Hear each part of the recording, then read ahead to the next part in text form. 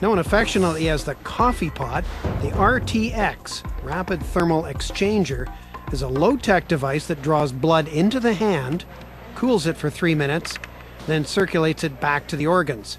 And that gradual cooling of the body's core is critical.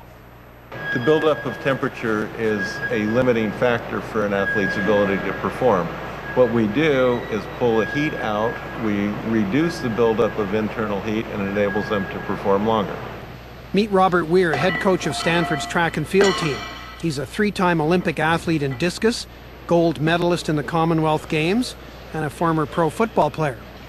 Robert had Dennis Grahn and Craig Heller test their cooling device on him. He was blown away. I've noticed that the ability to do extended work, additional reps, additional sets with the device has been very effective as compared to when I didn't use it. You say you're hot, you're cold, it's really the temperature of your skin. So the athletes that use the device, they report they're refreshed or they're energized. They don't say, I'm cool. They say, I'm ready to go. Yeah. I can do more work. I can go farther. Yeah, that's the feeling I get. That's a more accurate description of feeling. I don't really feel, because the muscles are still tight, but I just feel like I'm ready. I feel like I can go again, and that's the part that's important. The principles behind the cooling device are simple.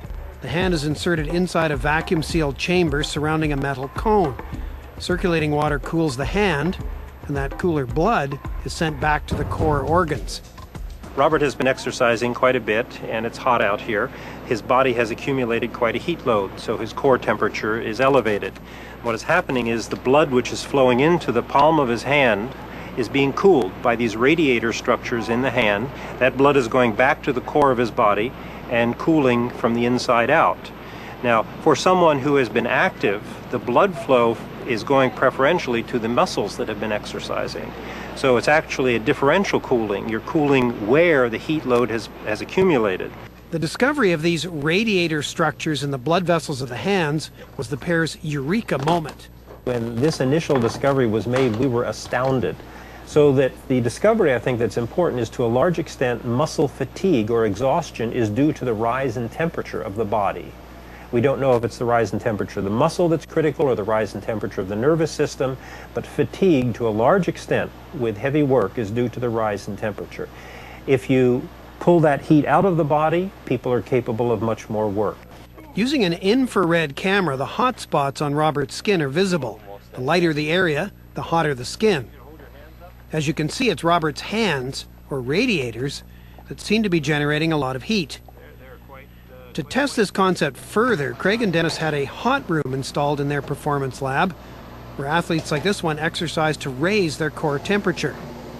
The cooling method is then used to see if their performance is affected.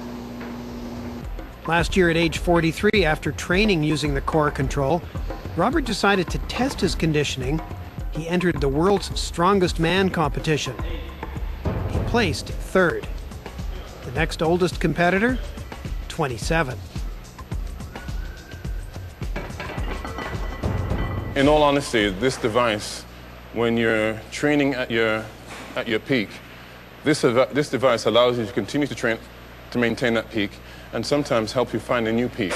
And when you're elite level, world-class athlete, every training device or training technique that can help you improve becomes significant. When you consider a race is won by hundredths of a second, or maybe even a thousandth, if this could give you the edge to make that 100th of a second or 1,000th of a second your advantage rather than the other opponents, then it's a worthwhile device.